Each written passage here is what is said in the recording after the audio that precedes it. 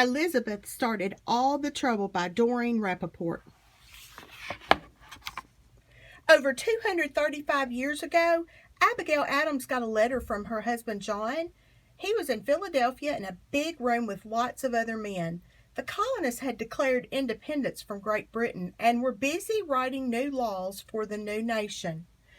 Abigail was ecstatic.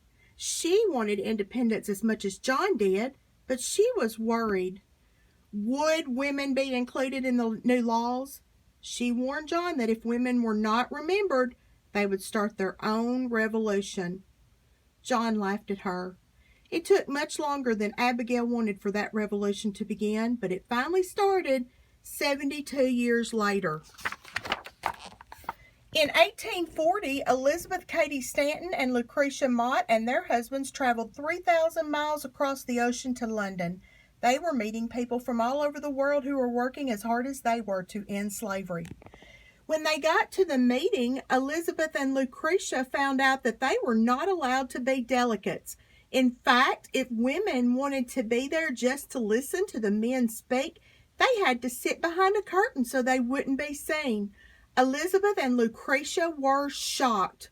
How could men who were against slavery deny women their rights just because they were women? They had to do something to change this.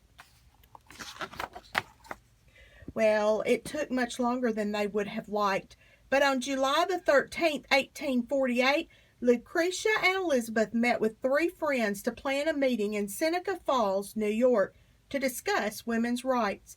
The women knew they needed to write some kind of declaration so people would understand what they wanted.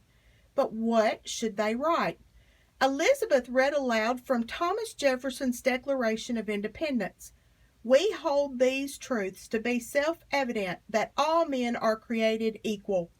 The women agreed that it was a great document as far as it went, but Jefferson had left out some very important things. Elizabeth said she would rewrite it. She did, and she gave it a new name, the Declaration of Sentiments. The women planned a 2-day convention to begin 6 days later. They put a notice about the meeting in a local newspaper. At that time of year in upstate New York, most women were very busy on the farms. The planners didn't think many would come. They were wrong about that. 300 women came from far and near by horse, by wagon. Some even walked.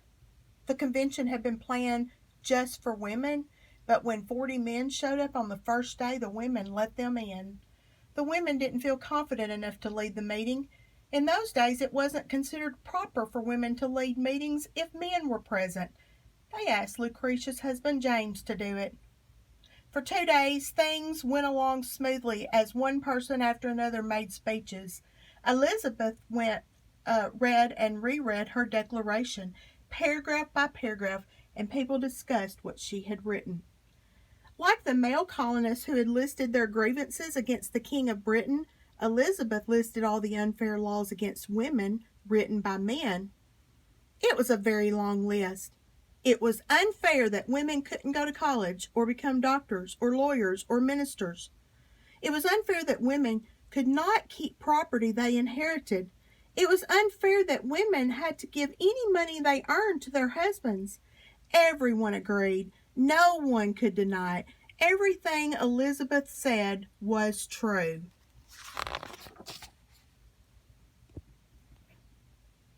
But there was lots of debate over Elizabeth's statement that women deserved the right to vote, and it was their sacred duty to get it. The idea of women voting was too daring for most people at the convention, including many women. Out of 300 people, only 68 women and 32 men signed their names to Elizabeth's declaration. Elizabeth's husband didn't sign. He had left town when she told him what she was planning to say. When Elizabeth's father heard what she had said, he rushed to see if his daughter was insane. That's when the big trouble started. It had taken 72 years, but just like Abigail had predicted, Elizabeth's declaration started a revolution.